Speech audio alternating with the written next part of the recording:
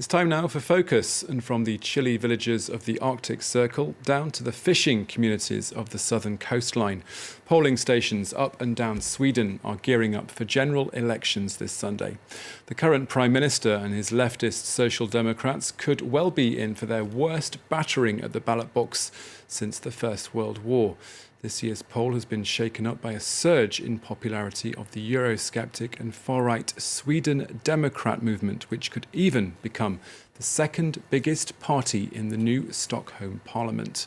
Our team has been to find out more.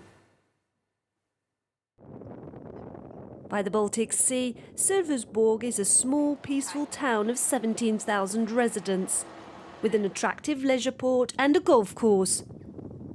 Robert Linden, who's 71, chose to retire here, and then he decided to get into politics. The detonator, the migration crisis of 2015, and his anger at the European Union's response. If I was managing a company like this, the board of directors, the chairman, he would throw me out directly. That is mismanagement on a very high level. And I think it's a shame of all the leadership in Europe sitting there in Brussels. Didn't have any plan for immigration. Some 300,000 asylum seekers have passed through this southern region Skåne in the last few years. Immigration is at the centre of the general election campaign. In Sölvesborg, Robert is the head of the list for the anti-immigration party SD, the Swedish Democrats. I would be surprised if we don't reach up to even 30. In the home straight of the campaign, parties have set up stands on the market square. The morning we visit, a debate is underway at the SD one about the consequences of immigration. Dozens of people stop to listen and to give their opinions with no holds barred. We have too many migrants. We should take care about those who are already here 20 years. They cannot speak even Swedish. In the last few years, taxes on pensions have risen. Rolf, who's 83, isn't happy about refugees benefiting from the Swedish welfare system. Entering the door to the dentist cost me 1,000 crowns. And if I want to have a tooth repaired, maybe 4,000. They pay 50 crowns. The pensioners are impressed by the SD, which promises to expel more immigrants and to give fewer benefits to new arrivals. Elderly voters are key to Robert, and he takes the time to listen to their daily gripes. Oh. Oh. Exactly. Unfortunately, a lot come from immigration, which we don't have control over. Here in Sölvesborg, crime hasn't gone up in the last few years, but residents are still worried how their inner cities could end up. At this association, which runs without any public funding, a few hundred refugees get free lessons in the Swedish language and culture. Those who run it say the Social Democrats, currently in power nationally and locally, didn't have a proper plan for integrating immigrants. Sweden was not ready for the amount of people who came here. We have the good heart. All people talk about that we will open the doors always. But to do that without to have any plan is dangerous. Many people come, they are used to fighting, not by themselves, but their society is fighting.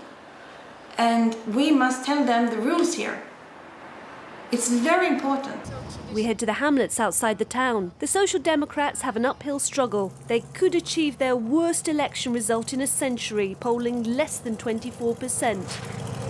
At the wheel of her beetle, Johanna, the local candidate. She went into politics to stop the rise of the extreme right.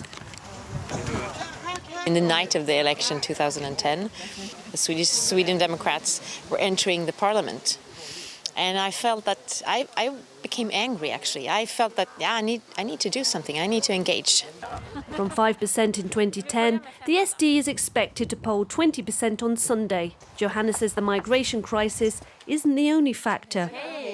I think that the economic crisis in 2008 was one of the things that happened, and people got, as Jens says here, they got afraid. And they think that SD is going to make it like it was before.